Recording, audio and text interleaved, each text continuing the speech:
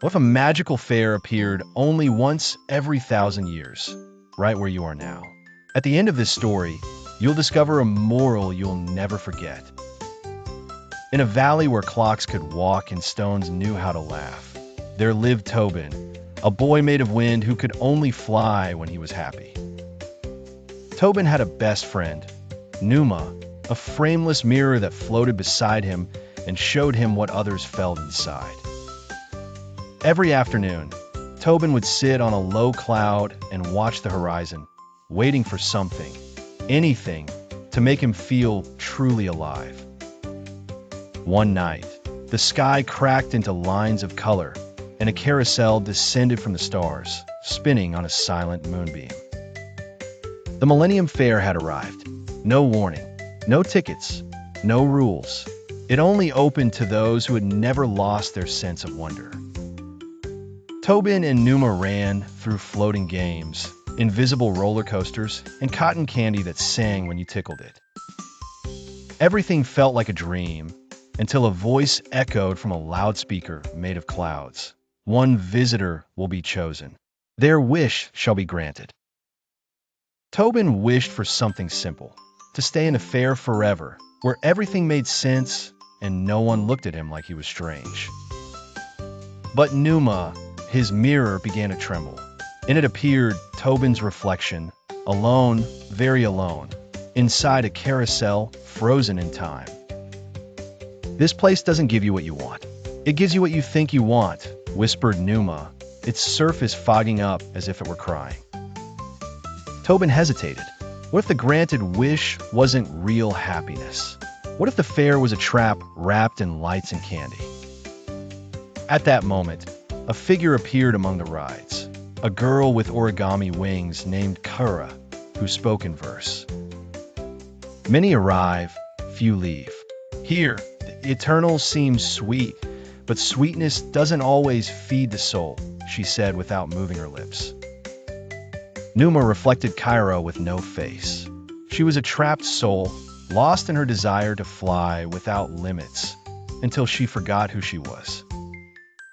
Tobin realized the fair was neither good nor bad. It was a giant mirror, like Numa, that showed your sweetest emptiness. Suddenly, everything shook. The fair began to close. The lights faded, the rides dissolved into stardust. "You have to choose Tobin," shouted Numa.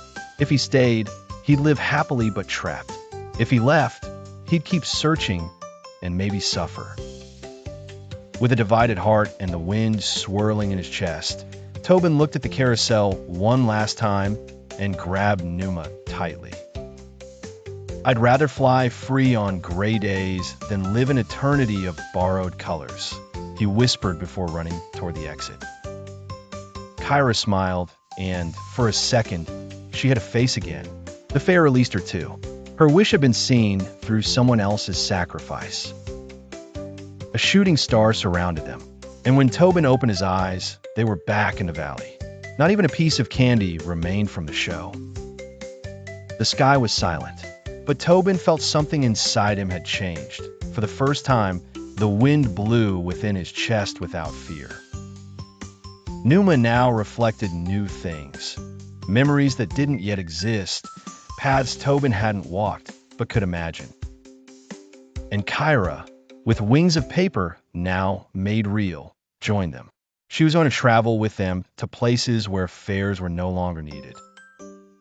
Together, they walked among sleeping hills, telling stories, drawing futures with soft words and unanswered questions. Tobin no longer needed to fly, to feel alive. Every step with Numa and Kyra was a different way of rising. He learned that truly magical things weren't the ones that shone the most, but the ones that never asked you to stay forever.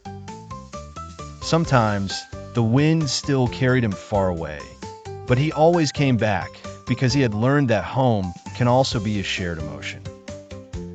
The Millennium Fair never returned, but Tobin didn't wait for it either. He had understood that some adventures only make sense if they don't last forever.